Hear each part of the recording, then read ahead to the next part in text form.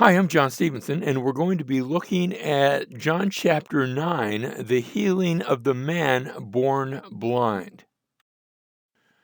As we begin, some preliminary observations. First of all, notice we're not told how much time had passed from the previous verse, chapter 8, to this opening verse. Maybe it's later that day, or a few minutes later, or it could have been considerable time. We simply don't know. The setting is still Jerusalem, but not necessarily in the temple. In fact, the temple is not going to be mentioned at this section. And it will sound like I've always sort of imagined the temple being the setting, but as I look more carefully at this chapter, that might not be the case. We're not in the temple at all. Maybe one of the gates where we're going to see the man stationed. The last two chapters were mostly Jesus speaking. As we come to this chapter, he's only going to speak a little. That will change as we get to chapter 10, which is the rest of the story. But we're right to separate it into two chapters. There's going to be some internal evidence that shows, yes, even though chapters 9 and 10 take place one right after the other, yet there's still a little bit of a break. There's supposed to be a break between the two, and we'll see how that works out. Now, chapter 9, verse 1, as he passed by, doesn't say where he was going. He's been in Jerusalem. Earlier, had been in the temple, but that's no longer necessarily the case. He, that is speaking of Jesus, he saw a man blind from birth. Now, notice that he saw, because you remember how the last chapter ended? We talked about Abraham rejoiced to see my day, Jesus said. And he saw it and was glad. And now Jesus sees something. So I want you to catch that seeing theme because it's going to cross over from the previous chapter into this chapter. This chapter is going to be all about what you see and what you do not see. So let's continue. He saw, that is, Jesus saw a man blind from birth. Here's someone who had never seen the light of day from the time he had been born, and he's no longer a little fellow. He's a full-grown man. He has never seen the light. And his disciples asked him, Rabbi, so let me just say, the disciples have come to a conclusion. Blindness is bad. Now, I've never been blind, but I've known some people that were. I've had some both people that I was in classrooms with, and even some students. I'm thinking right now of a student that I had, delightful gentleman, a student in the Bible college who he's been blind his whole adult life at least. He now I talked to him about it. He said he can see like if you take him out in the sun, he'll realize there's some sort of light out there, but for all intents and purposes, he can't see it all. And the disciples are going to conclude something. They're going to ask, Rabbi, who sinned, this man or his parents, that he would be born blind? So they reason that blindness is bad. I don't know of anybody that says, "Oh, goody, I'm blind." um, and my eyesight is still pretty good right now, and I'm told I have some cataracts, and my mother wrestled with that. So we'll see what happens in the future. But right now, I can see just fine. I do wear glasses. I got to a certain age, and I started off with reading glasses just to read things close, and then I went in to see an eye doctor, and he said, "John, you're old now," and I am. Now you need glasses all the time, not just for reading, but for other things too. Actually, recently it seems like my eyes have gotten better because I went to take a driver's test recently, and I put on the glasses and it wasn't really working all that great for me, and I took them off and they showed me the driver's test thing, and I just ran right through it without the glasses on. So I'm not sure if they're better with or without. I'm still wearing them just in case. But let me just say, blindness is bad, and sin brings bad things. That's a truth. That's an obvious truth from the scriptures. So blindness is bad. Sin brings bad things. So therefore, they're asking the question: whose sin brought this bad thing, this blindness? Rabbi, who sinned? Was it this man or his parents? After all, he was born blind, so how could he sin? He wasn't around yet. Did his parents sin, and that's why he was born blind? Or maybe, maybe did God sort of pre-make him blind for the sins that he would eventually do? How does that work? And so, was it himself that sinned? Was it his parents? Was it something else? Is there answer C? Jesus answered, it was neither that this man sinned, nor his parents. Notice both assumptions, both possibilities are wrong, but it was so that the works of God might be displayed in him. You see, sometimes people will ask, well, why is there suffering in the world? And, is it because of sin? Sometimes it is, but sometimes it's not. Sometimes one reason, notice, so that the works of God might be displayed in him. And this man's blindness is going to mean that we are going to read the story. We're going to see the works of God at work, and not just us, but anyone who has read the Bible and who has read this passage is going to be benefited by the blindness of this man, by the experience of this man in both being blind for his entire adult life, but also in now being healed. And I know I just gave away the story, but we gave it away in the title. We said, the story, the healing of the man born blind, that's what's going to happen here.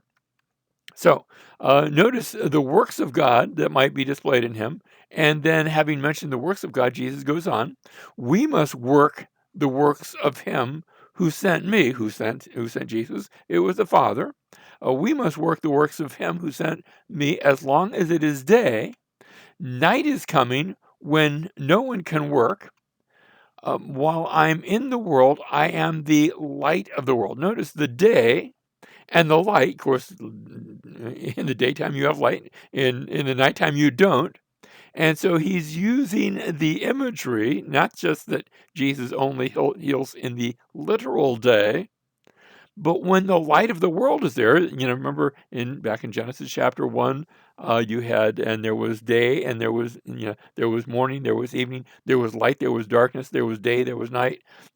So day is the time when you have the light, and while you have the light, notice that's taking place while I am in the world. Jesus says, I am the light of the world. I'm the one that brings light. I'm the one that causes people to see. Verse 6, when he had said this, he spat on the ground. Now, remember, in the previous chapter, we saw him writing on the ground. That was with the woman caught in adultery, writing in the earth, we said.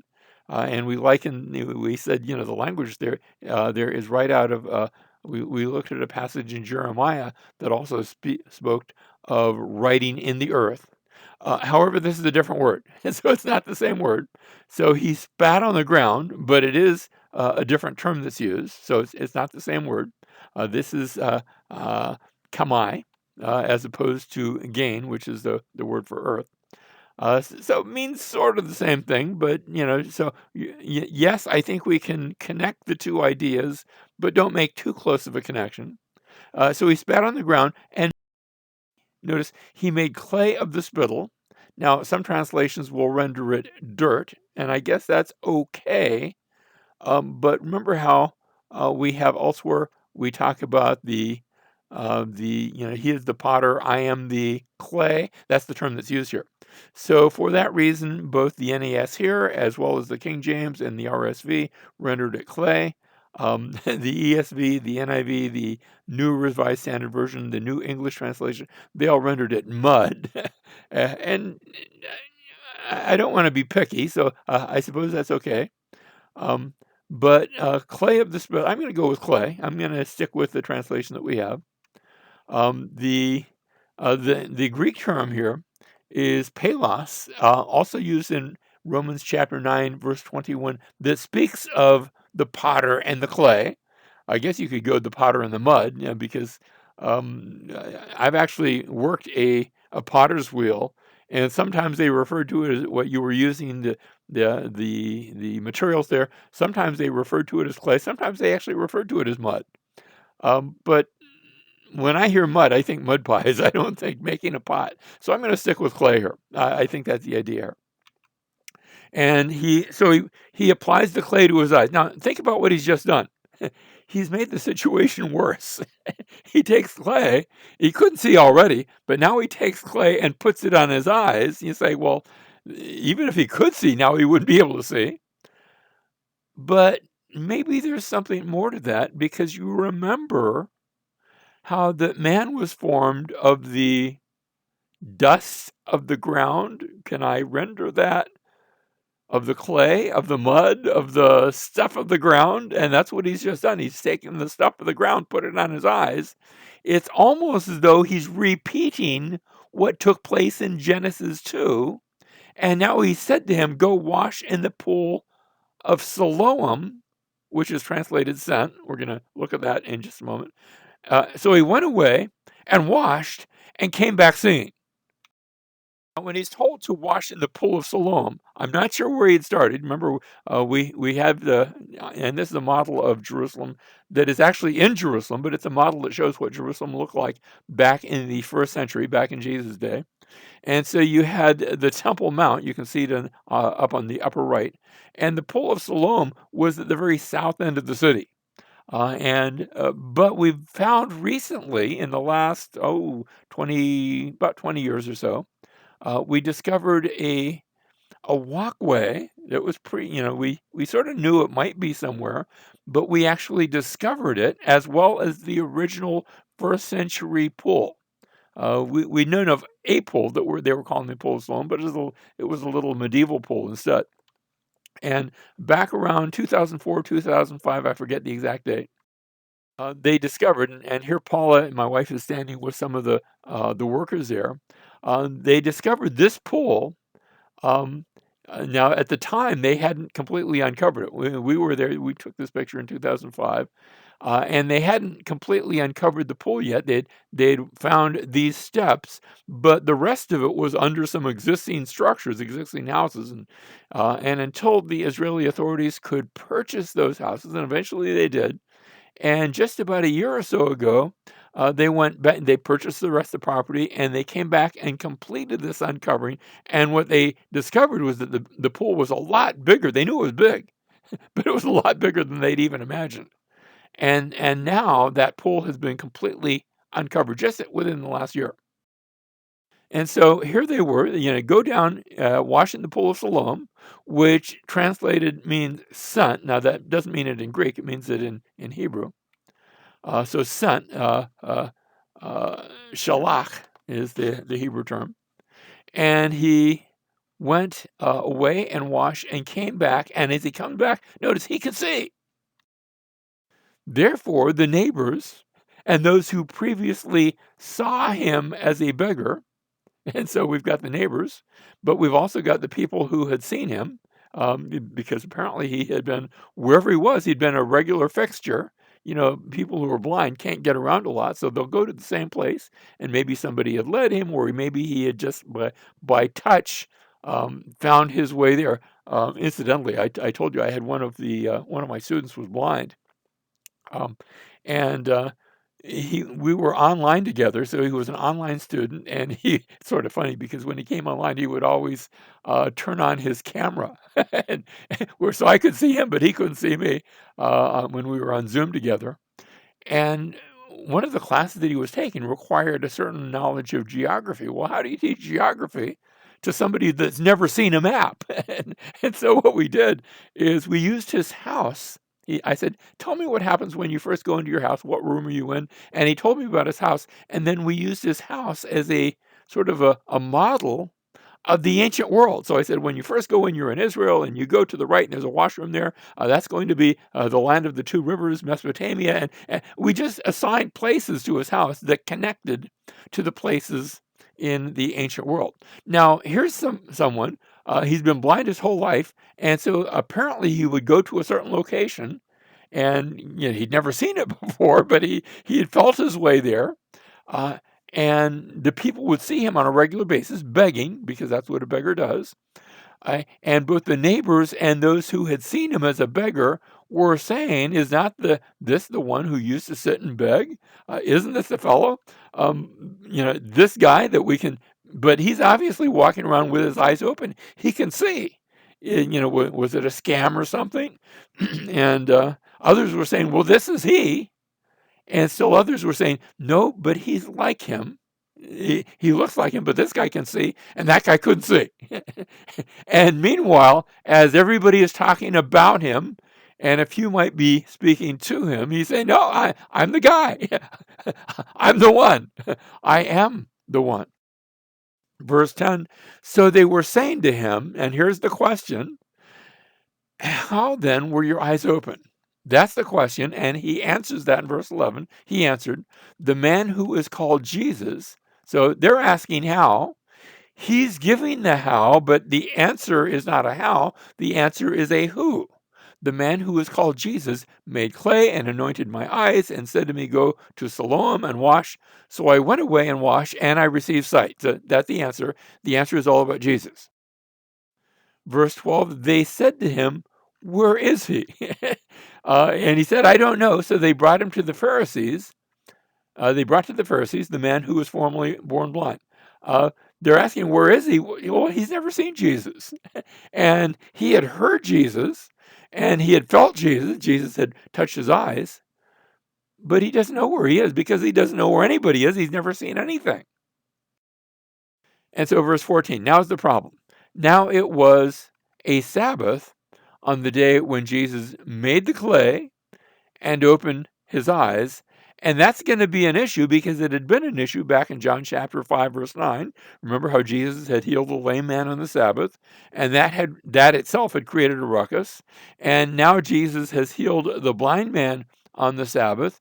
And back in chapter 7, verses 22 and 23, Jesus had talked, and when he was accused, wait a second, you shouldn't be healing on the Sabbath. He had said to the Pharisees, you circumcise a man on the Sabbath. You cut something off on the Sabbath. I made somebody not cut off. I made somebody whole on the Sabbath. That's what he had done with the lame man. And that's what he has now done with this blind man. So notice there's been a Sabbath issue that's been running for the last 4 chapters, since chapter 5, all the way to here in chapter 9. Verse 15, then the Pharisees were also asking. So we had the neighbors, we had the people who had seen him, and now we've got that was back in verses 8 through 10, where the neighbors and others had asked how it happened. Now the Pharisees were also asking him again how he received his sight. They're asking how it happened. And he said to them, he applied clay to my eyes, and I washed, and I see. Yeah, we saw Jesus saying it. We saw him telling the neighbors. Now we see him telling the Pharisees. Let me just say, before we're done, he's going to get a bit tired of answering this question. So verse 16, therefore some of the Pharisees were saying, this man is not from God. Now they're speaking not of the blind man, they're speaking of Jesus. And that's the conclusion of some of them. Well, he can't be from God because he does not keep the Sabbath. But others were saying, wait a second, how can a man who's a sinner perform such signs? And there was a division among them. So you've got some of the Pharisees, you've got others of the Pharisees, and they're not on the same page. Some of them are saying, Sabbath. Others are saying, wait a second, signs. How do we reconcile this problem? And so they said to the blind man again, what do you say about him? That is, what do you say about Jesus since he opened your eyes? And let me just say, the man has a conclusion, and the conclusion that he has come to, and he said he's a prophet. So he's assuming that Jesus is a prophet because he did something that, in his opinion, is prophet-like. He gave sight to a blind man. And that's the conclusion. Now, let me say, as far as he's gone, Jesus is a prophet. But we're going to find out he's more than just a prophet. But he is at least that. The man is correct insofar as he has, excuse the pun, insofar as he has seen. But there's going to be more to the story. So verse 18, the Jews then did not believe it of him that he had been blind and had received sight. So notice they're coming to a wrong conclusion. The neighbors recognize him.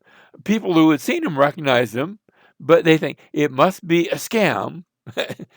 we don't believe it. Now, this guy hadn't been just like shown up on the doorstep a few days ago. He's been born this way. Apparently, he's been in Jerusalem a long time because his parents live in the city too. Notice, they called the parents of the very one who had received his sight and questioned them, saying, is this your son who you say was born blind, how then does he now see? So the question is, if he was born blind, is he the guy? And if he is the guy, how can he see now? Well, the parents answered them and said, we know this is our son, and that he was born blind, but how he now sees, we do not know. We do know, we know him, even whether he can see or not, we recognize our son. But how this happened or who opened his eyes, we do not know. Ask him. He's of age. He'll speak for himself. And so we don't know how he sees. We don't know who brought the scene about. And they pass the buck back to their son. Now, we have a little explanation here. His parents said this because they were afraid of the Jews, for the Jews had already agreed that if anyone confessed him, that is, confessed Jesus to be the Christ, the Messiah, he was to be put out of the synagogue. If you wanted to get tossed out of the synagogue, if you wanted to be disinherited from the Jewish inheritance, the Jewish religious inheritance, and notice, we're not talking temple, we're talking synagogue. There was only one temple, but there were a number of synagogues. But notice, the synagogue, that seems to be sort of a blanket statement for any of this, I'm assuming any of the synagogues here in Jerusalem. And if you confessed that Jesus was the Christ, if you came to the conclusion that Jesus was the Messiah, then they were gonna kick you out. They were gonna throw you out of the church, as it were. Verse 23, for this reason, his parents said, he's of age, asked him. They're avoiding the question because they don't want to be unsynagogued. They don't want to be kicked out of the synagogue. And so that's the reason that they answered the way they did. Verse 24, so a second time, now notice we had a first round of questioning, and so the second time actually is introducing some, it's actually going to be the rest of the chapter here. So we had the first round of questioning, verses 8 through 23. The second round of questioning is going to start here in verse 24. So a second time they called the man who had been blind and said to him, give glory to God. We know that this man is a sinner. And so they've come to a conclusion that Jesus is a sinner, that he can't be the Messiah, because the Messiah would be a sinner. And they're doing this on the basis of Jesus' understanding and actions on the Sabbath. And they're discounting the fact that he's been healed. They don't care about that.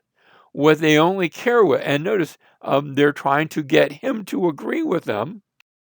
Verse 25, he then answered, whether he is a sinner, I do not know.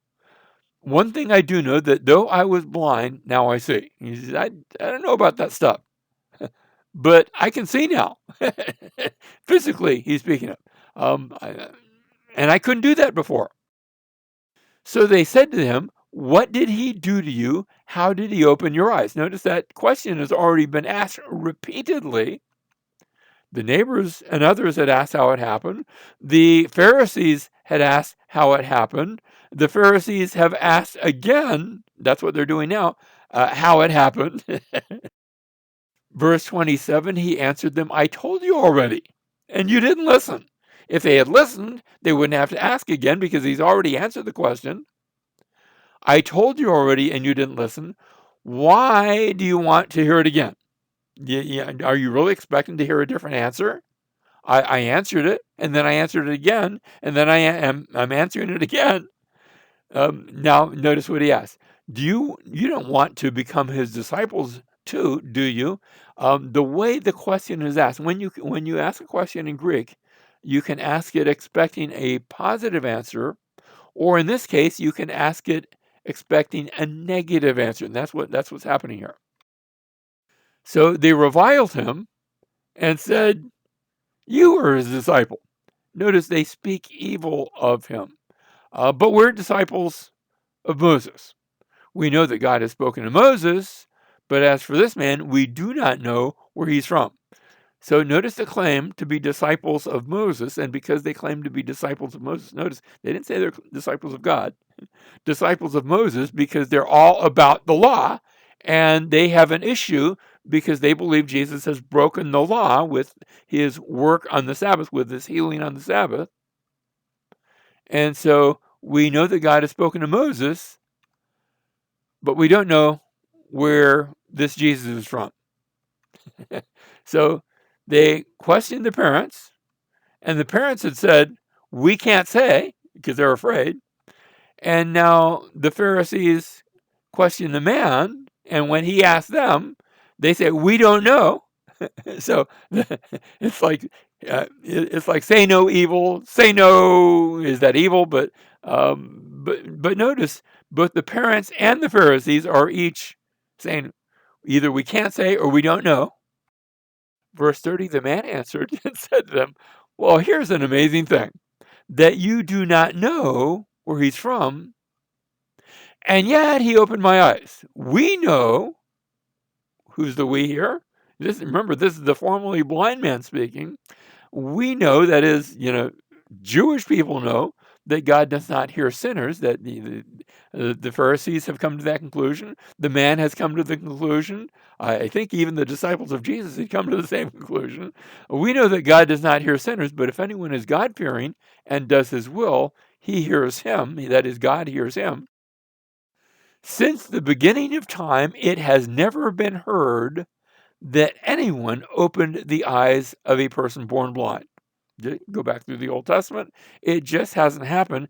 If this man were not from God, now this is the reasoning of the man formerly born blind.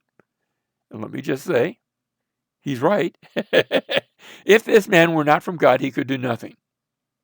But the fact that he has done something that demonstrates the power of God means that he is from God.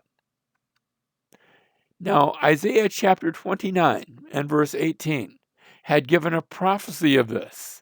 On that day, Isaiah says, on that day the deaf will hear the words of a book, and out of their gloom and darkness the eyes of the blind will see. Now, it doesn't say the eyes of the man born blind, but just the blind. The prophecy of Isaiah had said that the one who would come would cause the blind to see. It goes on, Isaiah chapter 42 and verse 6. This is a different passage. I am the Lord. I have called you in righteousness. I will also hold you by the hand and watch over you. I will appoint you as a covenant to the people and as a light to the nations. This is the one that God would send. To open blind eyes, to bring out prisoners from the dungeon, and those who dwell in darkness from the prison. And Jesus was doing all of that. And so, verse 34, they answered him, you were born entirely in sins. Now notice what they're saying. Remember, the disciples had asked, who sinned? Was it the man or his parents? And so they said, it must be you that was, I don't know who sinned, but you were connected with sin, because we've come to that conclusion. It was either you sinned or your parents sinned, but you were wrapped up in that. And are you teaching us? And so they put him out. Now the disciples had asked the question, Rabbi, who sinned, this man or his parents, that he would born blind, that he would be born blind? They're assuming that the disciples were right. Jesus had told his own disciples, no, you're wrong. There's another reason entirely. But they didn't get that. They are suffering from the same misapprehension. Can I say it sort of this way? From the same misconception, from the same blindness. Not the disciples were completely blind, but they hadn't been able to see until Jesus pointed out to us. And so they put him out of the synagogue. The very thing that the parents were afraid of, they do. So the parents, remember, they'd been afraid of the Jews, for the Jews had already agreed that if anyone confessed him to be the Christ, he was to be put out of the synagogue. And here they're doing exactly that. Verse 35, Jesus heard, And we haven't heard Jesus talk much since the beginning of the chapter when he was talking to his disciples. They've been talking about Jesus, but Jesus hasn't even been there. Jesus heard that they had put him out, and finding him, he said, "Do you believe in the Son of Man?" And notice that phrase, the Son of Man. The King James renders that the Son of God. Both the King James and later texts read the son of Theos. Other manuscripts, earlier manuscripts, read it as the son of Anthropos, the son of man. I'm not taking sides. I've looked at it. I don't really have a definitive. Jesus is both, so either one fits. Um, John has called Jesus the Son of God quite a bit earlier, so that might actually be, or it might be that that's why somebody maybe on purpose or inadvertently, because the words don't look alike. In English, man and God don't look alike, and in Greek, theos and anthropos don't look alike either. I think maybe could be that somebody was used to what we saw earlier in John chapter 3 and changed it, or maybe some of the earlier texts have it wrong. I don't know. I don't have a problem either way because Jesus is both. But verse 36, he answered, "Who is he, Lord? Who is this Son of Man, Son of God? Who is he, Lord, that I may believe in him?" Jesus said to him, "You have both seen him, and he is the one who is talking with you." I'm the one. I am the Son of Man, Son of God. And he said, "Lord, I believe." And so there's this statement of faith, but notice it doesn't stop there. And he worshiped him. So Jesus healed the man. But now Jesus saves the man. And the result of that salvation is worship. Now think about this, because there are times where people will fall down before even an angel and start to worship him. And we read of the angels saying, no, don't do that. That's inappropriate. Only worship God. But Jesus accepts this. And it's a point showing who Jesus really is. And so he falls down and he worships. Verse 39, and Jesus said, "For judgment I came into this world." Now, we saw a reference to judgment in him coming into the world way back in John chapter 3, verse 19. This is the judgment that light has come into the world, and men loved darkness rather than the light, for their deeds were evil. And we've been seeing that played out in this very chapter, as there are those that are speaking out words of judgment that are not believing in Jesus. And so that's been played out. And Jesus said, "For judgment I came into this world, so that those who do not see may see." That this man who's been born blind, Jesus came so that he could see, and not just so that he could see, but so that others who don't see or haven't seen could see, not necessarily just physically, but spiritually as well, and that those who see may become blind. You see, excuse the pun here, but there is both physical blindness as well as spiritual blindness. And this man who had never seen before that can now see has been showing that he not only sees physically, but he has begun to see spiritually too. And the very people that had never been physically blind are showing that they have a spiritual blindness. Now, verse 40, those of the Pharisees who were with him and heard these things, notice, said to him, "We're not blind too, are we?" They're starting to get the point of what Jesus is saying. And so the disciples had asked a question about blindness, but notice we're coming right now to the end of the chapter. That was back in chapter 9, verse 2. Now, at the end of the chapter, here in verse 40, the Pharisees are asking a question about blindness. Notice that this is serving as bookends to the whole chapter. We started with a question about blindness. We're ending now with a question about blindness. And Jesus said to them, "If you were blind, you would have no sin. But since you say we see, your sin remains. Spiritual blindness is like that. If you think that you know, then you're not going to be looking for the truth. But if you realize that you don't know, then your eyes can be opened and you can see the truth. Now, here's our outline for the whole book. Maybe should have given you at the beginning. I said we started with the disciples asking a question about blindness, and the question they asked, who sinned? And the answer was neither, but so that God could be glorified. Next, we had Jesus healing the man, putting the clay on his eyes and telling him to go wash. So it was a long distance healing. We're going to point that out later. We're going to look at all the miracles, but we're not going to do that quite yet. So Jesus heals the man, but he does it, sort of long distance via the water of the pool of Siloam. And then we had the questions from the neighbors and from the Pharisees. And the man had said, I'm the one, I wash and receive my sight. And the Pharisees had questioned the parents, and remember, we can't say. And then they had threatened the parents with expulsion from the synagogue, threatened anybody who believed that Jesus was the Christ, the Messiah. Then we had the second round of questioning, this time just from the Pharisees. And again, we have the reaction of the blind man. Though I was blind, now I see. We had them questioning the man. And whereas the parents had said, we can't say, the Pharisees now had said, we don't know who he is. We know about Moses, but we don't know about this fellow. And now they had actually expelled him from the synagogue. That actually takes place at the end of the second round of questioning.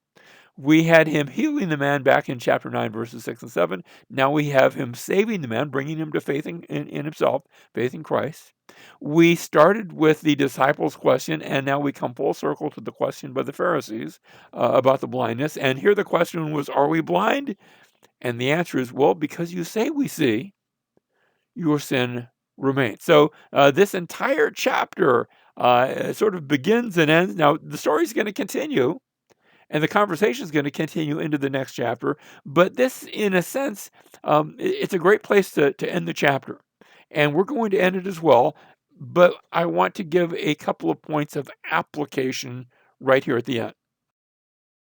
By application, we ask the question, how is your spiritual eyesight? Have you seen Jesus? Have you seen what Abraham saw? Remember how the last chapter ended? Abraham rejoiced to see my day, and he saw it, and he was glad. Have you seen that? Have you seen the truth of Jesus as the Messiah? Have you seen him? And if you claim to have spiritual eyesight, but have not recognized Jesus for who he really is, the Son of Man, the Son of God, then your sin remains. You see, it's only when you recognize that you haven't seen that you can now come and be given spiritual insight. But if you claim to already be spiritually seen and don't see Jesus, then your sin remains. Do you see? Do you see him?